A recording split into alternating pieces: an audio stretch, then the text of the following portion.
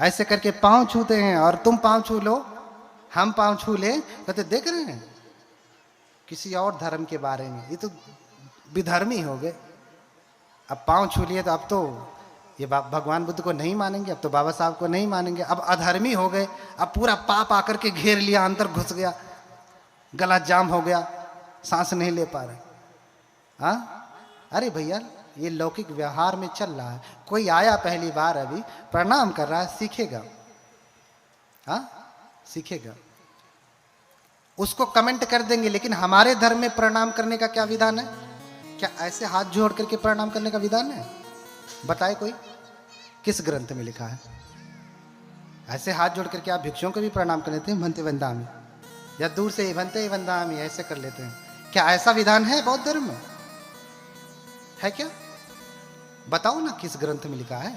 मैं भी तो जानना चाहता हूं कि मुझसे कौन सा ग्रंथ छूट गया जिसमें तुम पढ़ के आए हो ऐसे कर लेते हो, मैं नहीं समझ पाता। हाँ, कौन से ग्रंथ में ऐसा? ऐसे किसी ग्रंथ में नहीं है भिक्षुओं को, बुद्धों को प्रणाम करने का नियम। समझ रहे ना?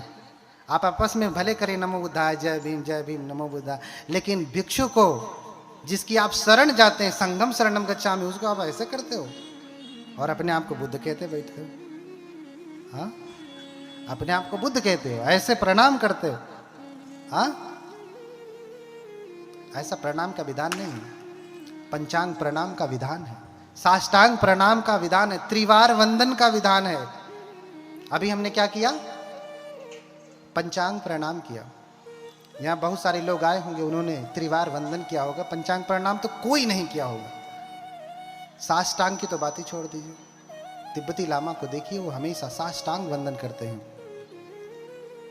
साष्टांग वंदन करते हैं हर दिन 500, हाँ 500 बार, नहीं तो कम से कम 108 बार तो करते हैं। बोध गया में जाके देखिए, अभी त्रिपिटक का कालचक्र जब पूजा आएगी या त्रिपिटक संगायन का आएगा जब समय, भीड़ लगे रहेगी, उनके अपने अपने बने हुए वहीं प्रणाम करते हैं हर दिन।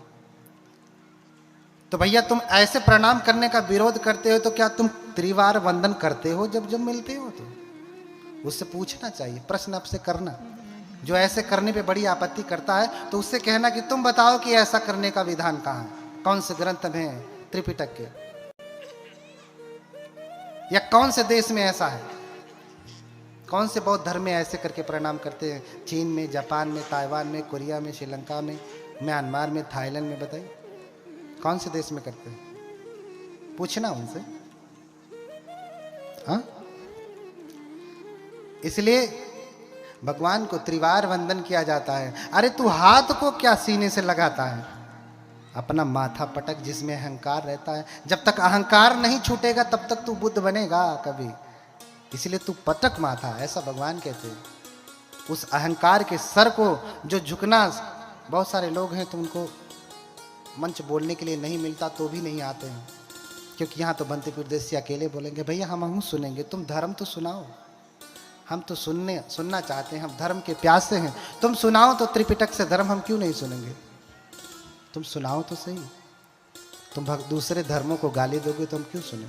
हम तो बाबा साहब के अनुयायी हैं। बाबा साहब का संविधान में ये नियम नहीं देता कि हम किसी के धर्म की निंदा या आलोचना करें, और वही भीम वाले क्या करते हैं? दूसरे धर्मों की निंदा आलोचना करते हैं। भैया तुम अपनी कहो, अपनी दुकान खोले हो तो अपनी दुकान की प्रशंसा करो, पड़ोसी के चक्कर में क्यों पड़े हो? तो कि उसकी दुकान में डालडा मिला है, सड़ा हुआ तेल है, बासी है, महीने भर से छानता है, उसका समोसा बुरा है, खाओगे पेट खराब।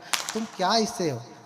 तुम्हें क्या लेना देना? तुम अपने दुकान की कहो कि ताजे ताजे तेल में बनाया है, घी डाला है, हाँ शुद्ध दूध डाला है, बढ़िया खोआ है, कहो ना।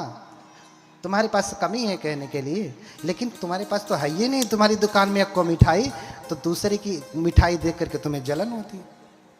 तुम्हारी दुकान में मिठाई है ही नहीं तो दूसरे की मिठाई देख करके जलन होती है।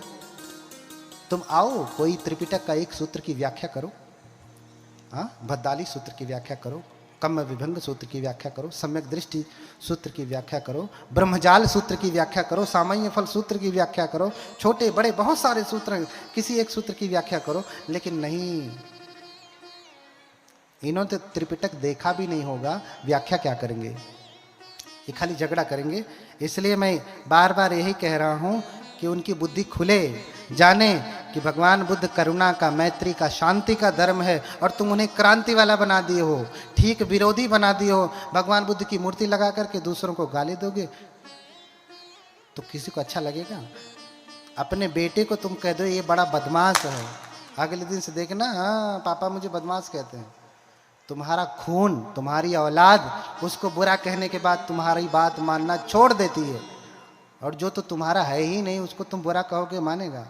जबकि तुमने अपने औलाद को सही कहा कि ये बदमाश है, दिन भर मोबाइल चलाता रहता है, इधर उधर लड़कियों के चक्कर में घूमता रहता है, लेकिन सही होने के बावजूद भी कह दिया कि ये बहुत दुष्ट है, तो भी तुम्हारा बेटा तुम्हारी बात नहीं मानता। जो तुम्हारा खून है, जिसे तूने पैदा किया, वो नहीं मानता, तो जो तुम्हारा है ही नहीं वो तुम्हारा शत्रु नहीं हो जाएगा? क्यों शत्रु बनाते? क्यों शत्रु बनाते?